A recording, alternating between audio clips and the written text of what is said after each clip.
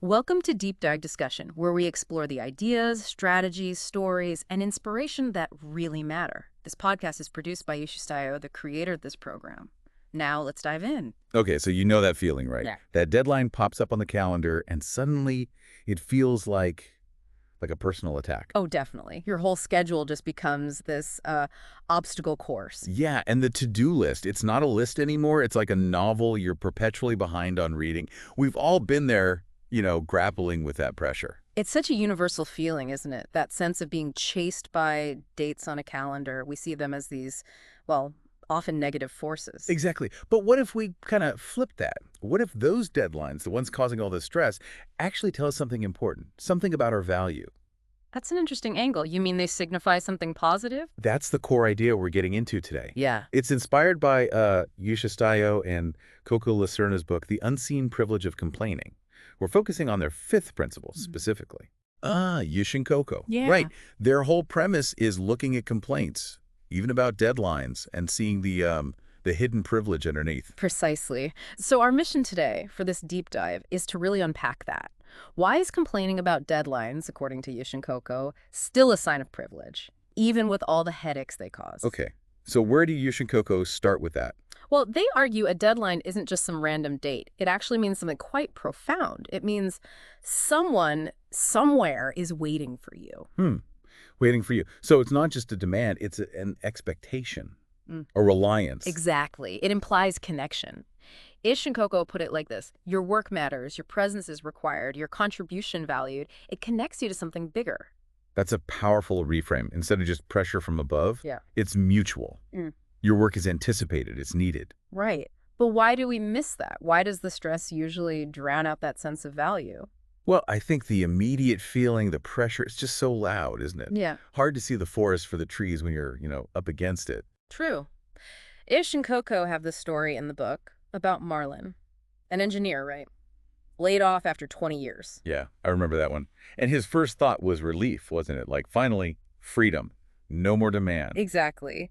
But that freedom, it didn't feel like he expected. It turned into what Yish and Coco call an unbearable silence. Oof. Unbearable silence. Because suddenly no one was waiting. That's what hit him. He realized when no one is waiting for you to show up, it starts to feel like you don't exist. It's quite chilling when you think about it. It really is. So the deadlines, in a weird way, they were proof he did exist. Professionally, at least. They affirmed his relevance. Yeah, they showed he was part of the movement of things. Yish and Kogo say deadlines exist because there is movement, because there is trust, because someone believes in what you can deliver. Believes in what you can deliver. Okay, that shifts the feeling again, doesn't it? From being forced to being trusted. Yeah. It's less a burden, more an acknowledgement that you're capable, that someone is relying on you. Does that sense of being relied on, does it sometimes, maybe, push us to do better work, even with the stress? I think it absolutely can. It's a motivator. Think about the classic example, the student pulling an all-nighter for a paper. Right. Total stress fest. Yeah, but Dish and Coco contrast that with the millions who would frankly love that problem, who would cherish the opportunity to study, to learn, to have a future worth working toward. That puts the all-nighter in perspective. The deadline, even a stressful one, represents access, an opportunity that isn't universal. It's about that context, absolutely. And it's similar for the employee, the one drowning in project. Feeling completely overwhelmed. Totally. Yeah. But Yush and Coco pose the alternative.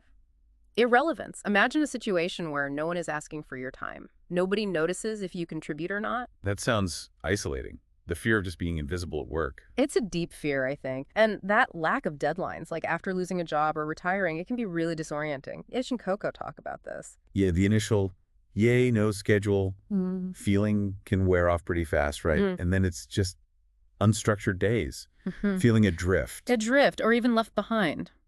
There's this quote in the book from a retired executive that just floors me. He says, "I spent my whole life wishing I didn't have deadlines. Then they were gone, and I didn't know who I was anymore." Wow, that hits hard.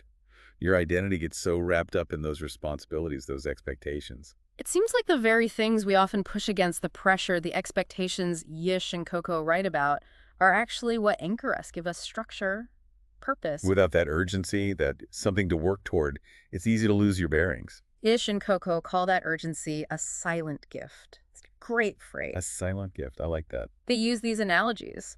A musician with no concert to prepare for, a chef with no customers walking in, a teacher with no students. Right. It captures that loneliness, doesn't it? Yeah. The loneliness in having no one expect anything from you. Exactly. So the urgency, even when it's tiring, it means you're in the game, you're contributing to the whole thing.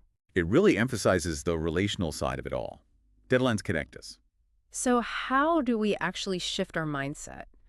When that deadline dread creeps in, what do Yish and Coco suggest? Well, they talk about trying to honor them, to see them less as demands and more as invitations. Invitations. Invitations to what? Invitations to contribute, I suppose, to participate, to find the opportunity within the struggle, as they put it. Okay, so practically, maybe it's pausing when you feel that stress bubble up. Yeah, maybe. Taking a breath and asking, like Yish and Coco imply, okay, why does this deadline exist? Who's waiting? What value am I adding here?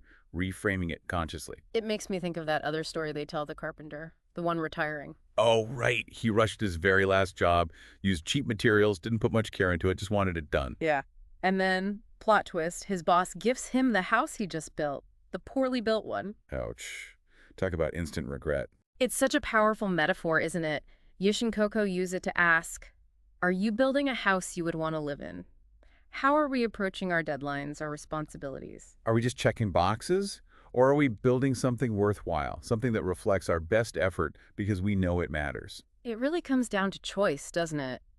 Yish and Coco stress that we choose how we react. We do. And their advice is, when the frustration hits, pause. Acknowledge the privilege. Remember why the deadline exists. Because as they say, you have something worth delivering. You have people relying on you. You have a role to play in the world. Focusing on the purpose, not just the pressure, that feels healthier, more sustainable. Definitely. So maybe next time that calendar alert goes off, we can try to remember Yish and Coco's perspective, that deadlines are not the enemy. They are evidence that we are still in the story. Yeah. And that is a privilege. It's a powerful thought to end on. And those affirmations Yish and Coco offer. You are needed. You are wanted. Your work has weight. Don't let stress be the loudest voice in the room. Instead, listen for the whisper of privilege. A really valuable lens to look through. Absolutely. Thanks for listening. Grab Yish Estayo's latest book on Amazon. Need coaching, book writing and publishing, or business consulting? Yish has your back. Contact Yish Estayo or leave a comment. Until next time, keep diving deep.